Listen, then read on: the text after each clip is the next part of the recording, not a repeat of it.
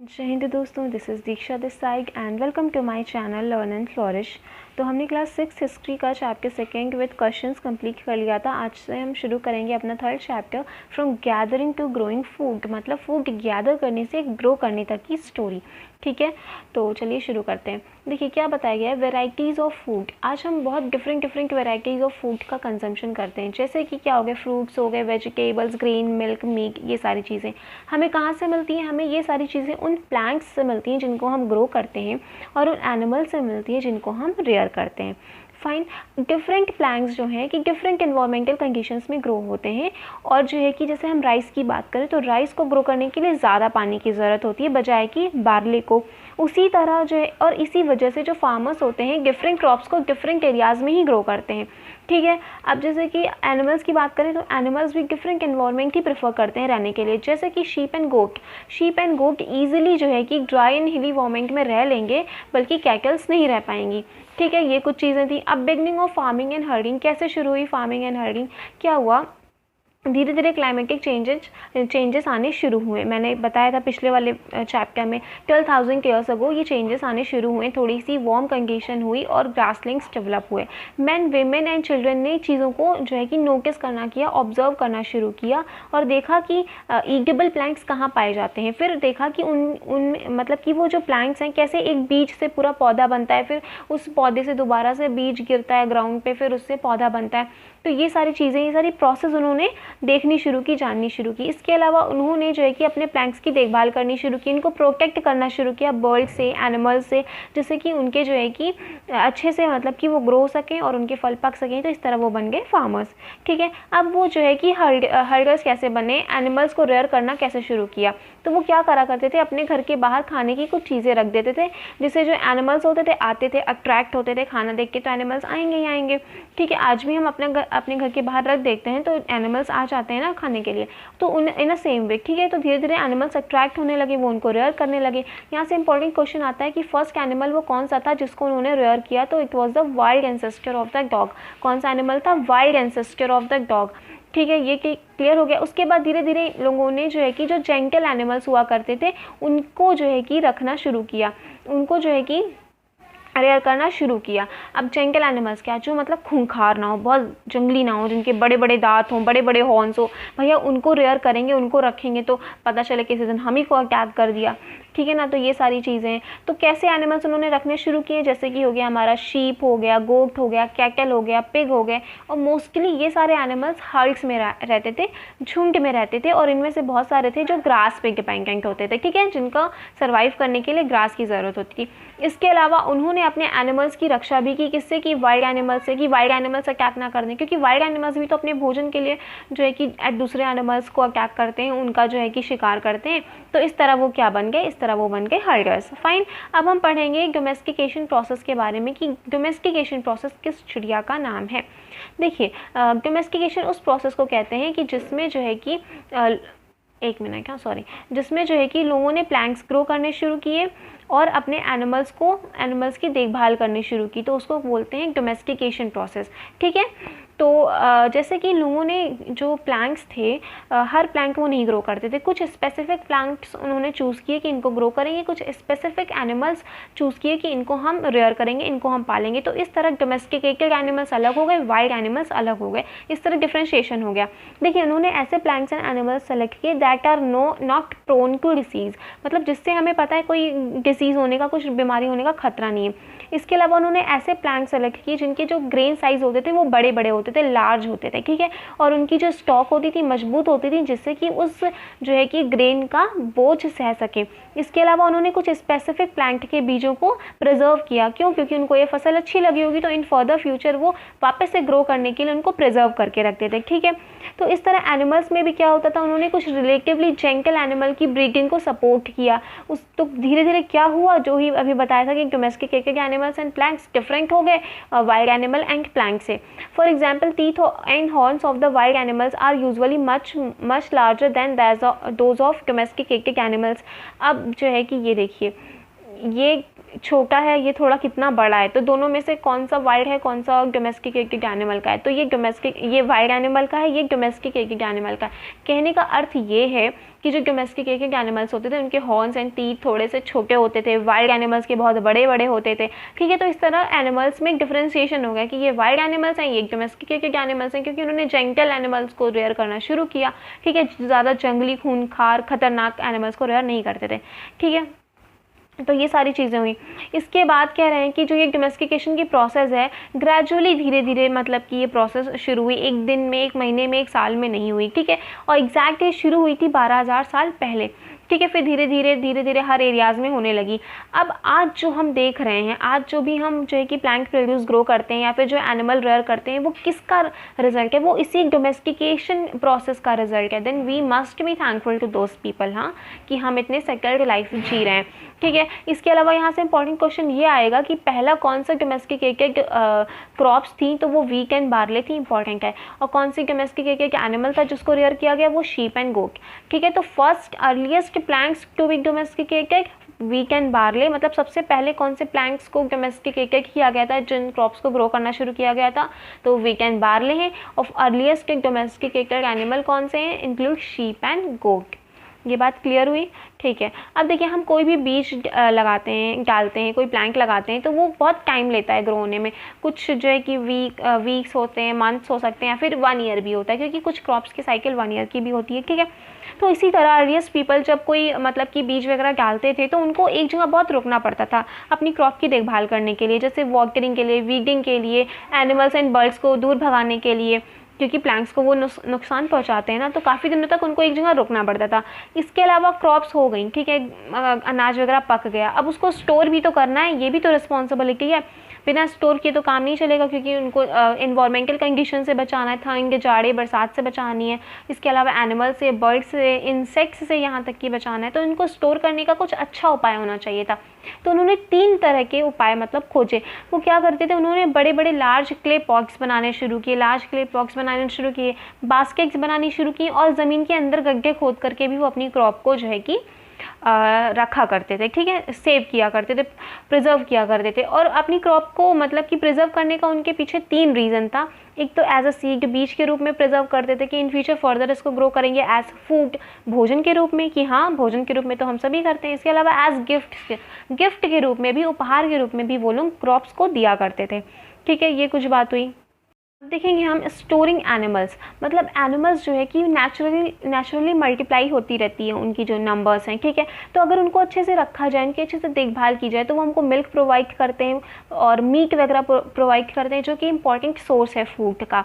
ठीक है, तो ये कह रहे हैं कि जब भी ज़रूरत होती है, which is important source of food, हाँ, whenever required. In other words, animals that are reared can be used as a store of food. मतलब जो एनिमल्स रेयर किए गए, जिनको मतलब कि घर में पाला गया, उनको as a store of food के रूप में भी यूज़ किया जा सकता है। जैसे कि हम अनाज रखते हैं कि फ्यूचर में ज़रूरत पड़ेगी उसको खाने के लिए। ठीक है, तो एज अ जो एनिमल्स हैं वो भी एक स्टोर ही है, एक फूड का स्टोर ही है, फूड की तरह इनको प्रिजर्व भी किया गया है।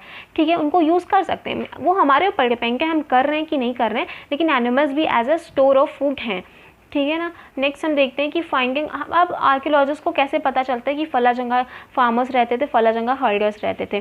ठीक है, तो हमें कुछ इंपॉर्टेंट साइट्स मिलती हैं सब कॉन्टिनेंट से। ठीक है, जो कि है नॉर्थ वेस्ट में, और जो कि प्रेजेंट डे में कश्मीर में है, और साउथ इंडिया, यहाँ से कुछ साइट्स मिलती हैं, और भी जगह से मिली हैं, लेकिन ये कुछ इंपॉर्टेंट साइट्स हैं जो कि हमने इसमें चैप्टर में डिस्कस की हैं। तो देखिए क्या होता था कि ये जानने के लिए कि ये साइट्स, ये जो सेटलमेंट्स हैं फार्मर्स के, हर्डर्स के, साइंटिस्ट स्टडी एविडेंस, वो कुछ एविडेंस को स्टडी करते हैं। ठीक है, क्या एविडेंस होते हैं? एविडेंस ऑफ प्लैंक्स के एविडेंस। ठीक है, प्लैंक्स के अवशेष होंगे, और एनिमल्स बोन, मतलब प्लैंक्स एंड एनिमल्स बोन को जो है कि वो स्टडी करते हैं, जिससे उनको पता चलता है। ठीक है, one of the most exciting find, मतलब कि कुछ स्पेशल चीज़ें उनको मिली, उसके बारे में डिस्कस कर रहे हैं। तो बर्न्ट ग्रेन मिला, बर्नट ग्रेन, जला हुआ अनाज मिला आर्कियोलॉजिस्ट को। तो ये हो सकता है कि एक्सीडेंटली जला हो, ठीक है, मतलब कि या तो एक्सीडेंटली जला हो या फिर पर्पसली उन्होंने जलाया हो, ठीक है। तो इससे क्या होता है, इससे साइंटिस्ट पता लगाते हैं उन अनाज के रिमेन्स को जो है कि स्टडी करके कि सब कॉन्टिनेंट में कौन कौन सी क्रॉप्स ग्रो होती थी।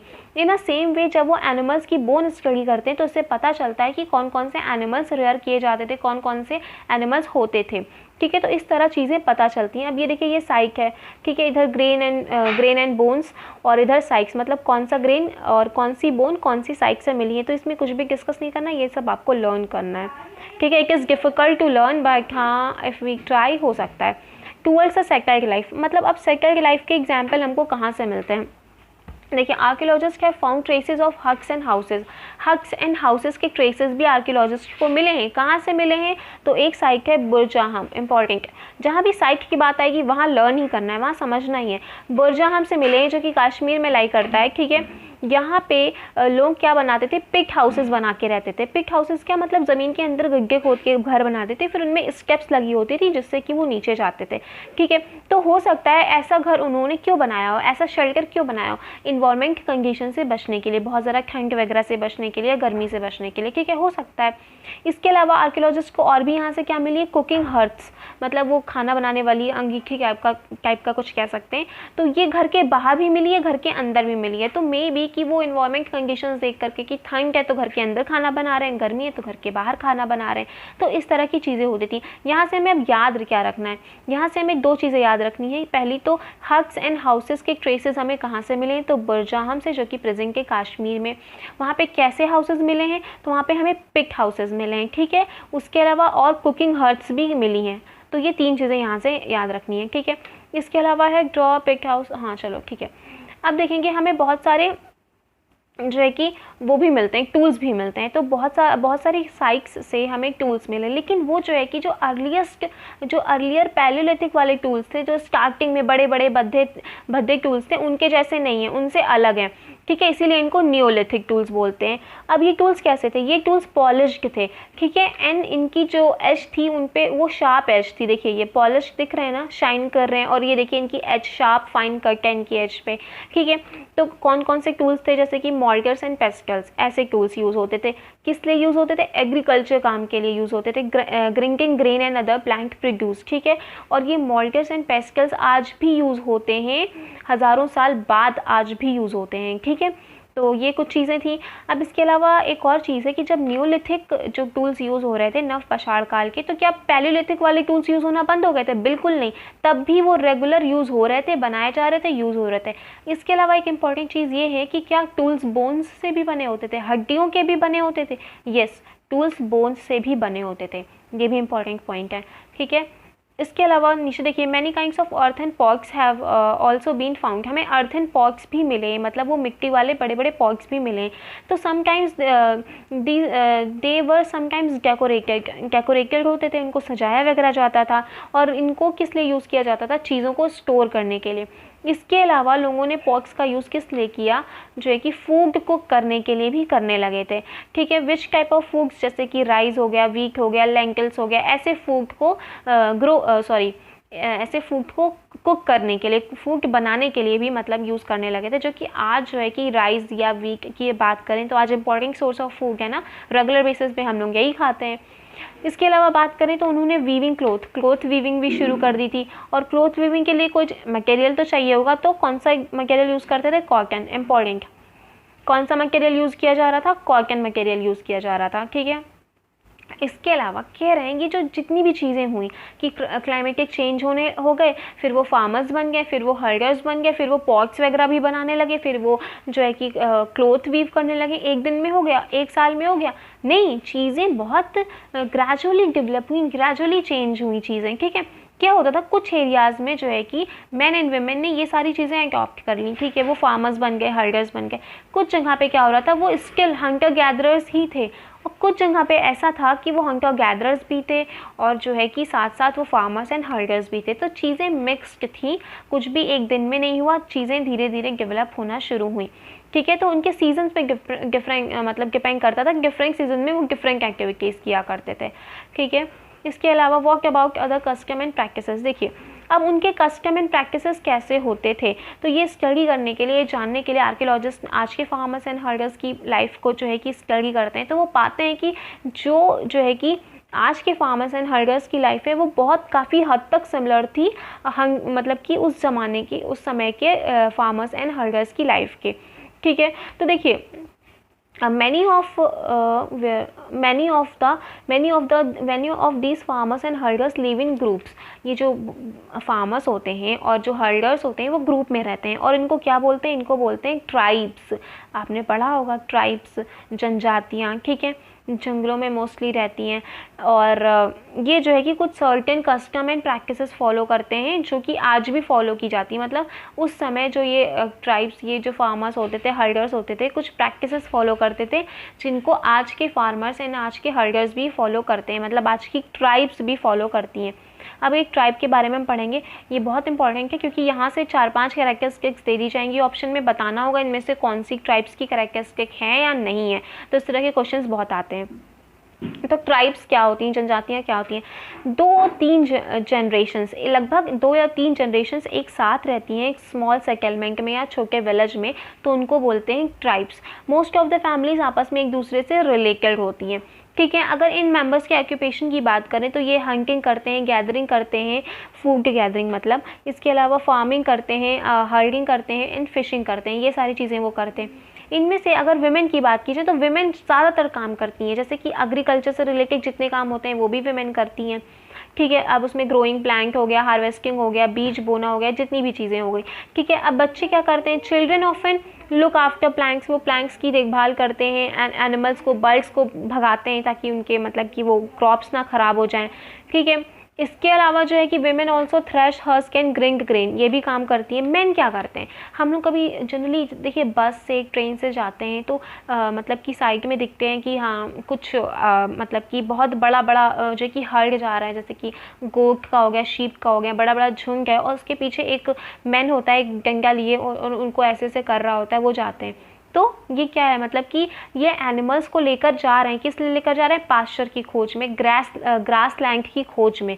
ठीक है, कि तो जो एनिमल्स हैं वो जो है कि ग्रास को खा सकें अपना, मतलब वो उनका भोजन होता है ना। तो मेन क्या करते थे, ट्राइब्स के मेन क्या करते हैं, ट्राइब के मेन यही किया करते हैं। Men usually lead large herds of animal in search of pasture, मतलब कि लार्ज हर्ड्स ऑफ एनिमल के बहुत बड़े झुंड को जो है कि पास्चर की खोज में लेकर जाते हैं। ठीक है, इसके अलावा अगर हम एनिमल्स की क्लीनिंग की बात करें और मिल्किंग की बात करें तो मैन एंड वुमेन दोनों एक साथ ये काम करते थे। और उसके अलावा लास्ट में देखिए नीचे लिखा हुआ है हाँ, और मैन एंड वुमेन ने पॉट्स भी बनाते हैं, बास्केट्स भी बनाते हैं, टूल्स एंड हग्स भी बनाते हैं। इसके अलावा वो सिंगिंग, डांसिंग में पार्टिसिपेशन करते हैं और अपने हग्स को भी डेकोरेट करते हैं, तो उनका भी कल्चर काफ़ी अच्छा होता है। ठीक है, आगे पढ़ेंगे। अब उनमें क्या होता है कि कोई लीडर भी तो होता होगा ना, तो कौन होता है लीडर? कुछ मैन को एज अ लीडर जो है कि मानते हैं, तो वो कौन होते हैं, या तो ओल्ड या एक्सपीरियंस्ड हो सकते हैं पहली, उसके अलावा यंग एंड ब्रेव वॉरियर्स हो सकते हैं, या फिर प्रीस्ट हो सकते हैं। अब यहाँ से क्वेश्चन पूछा जाएगा कि ट्राइब्स में जो एनिमल्स होते हैं, जो ट्राइब्स में जो लीडर्स होते हैं तो वो कौन हो सकते हैं? क्या वो ओल्ड एंड एक्सपीरियंस्ड हो सकते हैं? हाँ, हो सकते हैं। क्या वो यंग एंड ब्रेव वॉरियर्स हो सकते हैं, योद्धा हो सकते हैं? हाँ, हो सकते हैं। क्या वो प्रीस्ट हो सकते हैं, पुजारी हो सकते हैं? तो हाँ, वो हो सकते हैं। इसके अलावा वुमेन की क्या कंडीशन थी, तो जो ओल्ड वुमेन होती हैं उनको रिस्पेक्ट किया जाता है उनके विजडम और उनके एक्सपीरियंस के लिए। ठीक है, ये सारी बातें। अब इसके अलावा हम देखेंगे ट्राइब्स होती हैं, तो ट्राइब्स का जो है कि rich and unique culture tradition होता है। ठीक है, इनकी अपनी अलग भाषा होती है, म्यूज़िक होता है, स्टोरीज़ होती है, पेंटिंग्स होती हैं। हम अगर कभी जाएं और ट्राइब से बात करने की कोशिश करें तो हम नहीं इंटरेक्ट कर सकते आपस में, क्यों? बिकॉज उनकी जो लैंग्वेज होती है हमारे से डिफरेंट होती है। इसके अलावा इनके खुद के गॉड एंड गॉडेसेस भी होते हैं, खुद के भगवान होते हैं। ठीक है, अब हम बात करें कि हमारे कल्चर से, हमारी सोसाइटी से वो कैसे अलग हैं, तो उनकी हाँ जो भी होता है, land, forest, grass lands, water, जो भी चीज़ें होती हैं वो जो है कि as the wealth of entire tribe, मतलब इंटायर ट्राइब की वेल्थ होती है, वो किसी एक पर्टिकुलर पर्सन की वेल्थ नहीं होती, पूरी इंटायर ट्राइब की होती है। उनमें जो है कि everybody shares and uses these together, सभी कोई इक्वली इन चीज़ों को शेयर करता है और यूज़ करता है। उनमें कोई डिफरेंस, शार्प डिफरेंस कोई नहीं है रिच एंड पुअर के बीच में। तो ये चीज़ें बहुत अच्छी हैं, हमारे यहाँ ऐसे नहीं होता ना। नहीं है मेरा है, ये पेड़ मेरे घर में लगा है तो मेरा है, नहीं। उनके यहाँ जो भी चीज़ें, ग्रास लैंड्स हैं, जो फॉरेस्ट हैं, लैंड हैं, वाटर के जो भी रिसोर्स हैं, कुआं हो गया, तालाब हो गया, जो भी चीज़ें वो सब इक्वली यूज़ करते हैं। No difference between poor and rich. Fine, तो ये इंपॉर्टेंट है और आपको पढ़ के भी अच्छा लगा होगा, इंटरेस्टिंग भी चीज़ें हैं, ठीक है। फिर हम अब नेक्स्ट बात करेंगे living and dying in Mehrgarh. Mehrgarh एक साइट है जो कि कहाँ से मिली है हमको। देखिए, मेहरगढ़ एक लोकेटेड है फर्टाइल प्लेन में, मतलब कि वो जो एक समतल मैदान है, बहुत ही फर्टाइल है, उपजाऊ है, ठीक है। बोलान पास के नियर है, जो कि which is one of the most important route है कहाँ का, इनटू ईरान का, ठीक है। तो ये मेहरगढ़ साइट है, ठीक है, और यहाँ के बारे में हमको पढ़ना है। Mehrgarh was probably one of the places where women and men learn to grow barley and wheat. बहुत इंपॉर्टेंट क्वेश्चन है कि मेहरगढ़ एक ऐसी साइट है जहाँ पे सबसे पहले जो है कि वीट एंड बार्ले ग्रो होना शुरू किया। इसके अलावा शीप एंड गोट्स को रेयर करना फॉर द फर्स्ट टाइम इस एरिया में रेयर होना शुरू हुए, और ये one of the earliest villages है वी नो अबाउट, ठीक है। तो मेहरगढ़ के बारे में 3 इंपॉर्टेंट चीज़ें हमको पढ़नी है। सबसे पहले इसका हमको यही देखना है कि कहाँ है, तो नियर बोलान पास, जो कि इम्पॉर्टेंट रूट है इनटू ईरान का। इसके अलावा ये फर्स्ट ऐसी साइट है जहाँ पे हमको वीट एंड बार्ले, मतलब कि हमको पता चलता है कि मैन एंड वीमेन ने सबसे पहले वीट एंड बार्ले ग्रो किया। इसके अलावा मैन एंड वीमेन ने शीप एंड गोट्स रेयर की। इसके अलावा यहाँ ये जो है कि सबसे पुराने जो है कि विलेजेस होते थे, ठीक है, one of the earliest villages यहाँ पे होते थे। विलेज क्या होता है, विलेज हम किस जगह को कंसीडर करेंगे, विलेज हम उस जगह को बोलते हैं जहाँ पे जो लोग हैं वो मोस्टली एग्रीकल्चर के कामों में जो है कि मतलब एग्रीकल्चर के काम करते हैं, उनका मेन ऑक्यूपेशन एग्रीकल्चर होता है, ठीक है। ये बात रही। अब आर्कियोलॉजिस्ट को इस साइट से मिला क्या, ये चीज़ें है ना। अब देखिए कितनी इंटरेस्टिंग चीज़ें कि हाँ यहाँ से ये मिला, वहाँ से वो मिला। यहाँ पे बहुत सारी जो है कि एनिमल बोन्स मिली। जब हम एग्जावेशन करते हैं, खुदाई करते हैं, तो बहुत सारे लेवल्स में खुदाई होती है ना, तो डिफरेंट लेवल्स में डिफरेंट चीज़ें मिली। जैसे कि सबसे पहले हमको बोन्स मिलती हैं वाइल्ड एनिमल्स की, जैसे डियर एंड पिग। उसके अलावा लेटर लेवल्स, उसके बाद वाले लेवल्स में हमको क्या मिला, शीप एंड गोट्स मिली।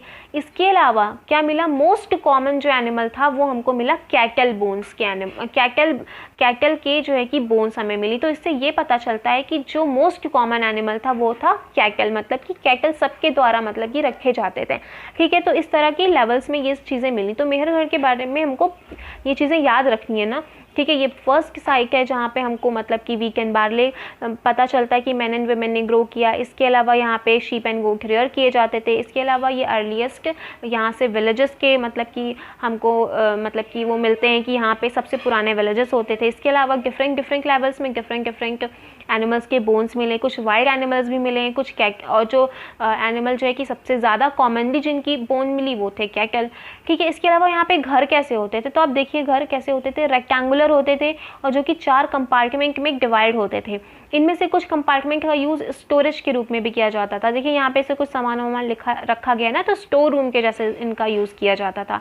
इसके अलावा यहाँ के जो जब लोग मर जाते थे तो उनके रिलेटिव्स एंड फ्रेंड्स जो है कि बहुत रिस्पेक्ट उनको देते थे। उनको लगता था कि मतलब कि मरने के बाद भी कोई दूसरी लाइफ है, लोग वहाँ जाते हैं। तो इस वजह से जब लोगों को वो दफनाते थे तो उनके साथ जो है कि वो कुछ गोट्स को भी दफना देते थे, गोट्स को भी रखते थे, जिससे कि वो जो मतलब वो सोचते थे ना कि डेथ के बाद नेक्स्ट लाइफ है, तो नेक्स्ट लाइफ में जो उनको भोजन के रूप में ये गोट्स उनको सर्व करेंगी, मतलब एज अ फूड वो इन गोट्स को कंज्यूम करेंगे। इसी वजह से उन ह्यूमंस की डेड बॉडी के साथ गोट्स को भी रख दिया जाता था। अब ये देखिए ना, ये ह्यूमन का स्केलेटन है ना, ये ह्यूमन ऐसे उसके हैंड्स है, ये उसके लेग हैं, ये ह्यूमन स्केलेटन है। ये किसका स्केलेटन है, ये गोट्स के ही स्केलेटन है। मतलब सबको साथ में एक साथ में बरी कर दिया जाता था, ठीक है। थोड़ा पैथिक है ये, है ना, कि जो भी था अब उनके ट्रेडिशन थे, उनके बिलीफ थे, ठीक है। तो ये चीज़ें मेहरगढ़ के बारे में कितनी इंटरेस्टिंग चीज़ आपको पता चली कि हाँ मतलब बताओ इंसानों के साथ एनिमल्स को भी दफना दे रहे हैं कि as a food next life में उनको वो सर्व करेंगे, ठीक है। तो ये चीज़ें इंपॉर्टेंट है, पूछा जाएगा। इसके अलावा क्लोजर लुक डायलॉजी हेल्डिंग, इसके बारे में क्या है कि ये हमें कहाँ से मिलती है, सबसे पहले ये देखना है। तो ये जो साइट है हमें मिली है ब्रह्मपुत्र वैली के पास। कहाँ से, ब्रह्मपुत्र वैली के पास से मिली है क्लोजर। और ये किसके रूट के क्लोज में, तो चाइना एंड म्यांमार के रूट के क्लोज में। वेरी इंपॉर्टेंट, ठीक है। हमको हर साइट्स का जो है कि लोकेशन ज़रूर पता होना चाहिए, ठीक है। तो इसके अलावा इसमें हमको क्या मिला है, तो यहाँ से हमें बहुत सारे स्टोन टूल्स मिले हैं, जैसे मोल्कर्स एंड पेस्कल्स। अब मोल्कर्स एंड पेस्कल्स मिले हैं तो सीधी सी बात है, मोल्कर्स एंड पेस्कल्स हैं तो ऑब्वियसली वहाँ पे एग्रीकल्चर होता होगा, ठीक है। तो अब इन टूल से हमको पता चलता है कि यहाँ पे लोग एग्रीकल्चर एक्टिविटीज़ करते थे, ठीक है, growing grain and preparing food from एक। इसके अलावा अदर फाइंड इंक्लूड जस्ट मैंने क्या थोड़ा प्रॉपर देख नहीं रहा था, देखते हैं।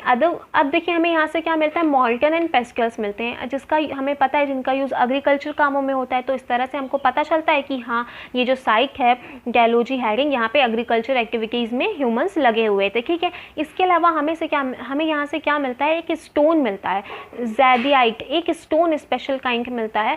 और हम ये अंदाज़ा लगाते हैं कि ये हो सकता है चाइना से लाया गया हो।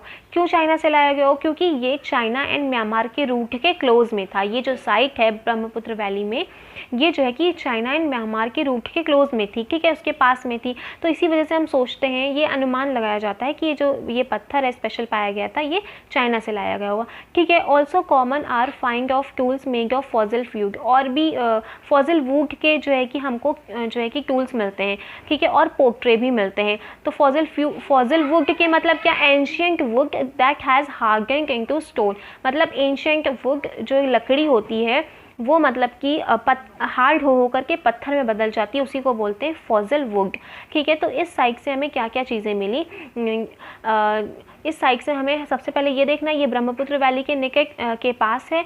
इसके अलावा यहाँ से हमें मोल्टर एंड पेस्कल मिला, जिससे हमें पता चलता है यहाँ पे एग्रीकल्चर एक्टिविटीज़ होती होगी। इसके अलावा हमें यहाँ से एक स्टोन मिलता है ज़ैदियाइट, जो कि हमने ये अनुमान लगाया है कि मे बी ये चाइना से लाया गया हो। ये क्वेश्चन पूछा जा सकता है, स्टोन का नाम दे करके पूछ लेंगे कि ये कहाँ से लाया गया था, तो ये चाइना से लाया गया था, ठीक है, ये पूछ सकते हैं। तो इट वॉज आवर चैप्टर, ये कंप्लीट हो गया, एक लेक्चर में हमने इसको कंप्लीट कर लिया। अब नेक्स्ट वीडियो में हम इसके कुछ क्वेश्चंस प्रैक्टिस करेंगे जो कि बहुत ज़रूरी है।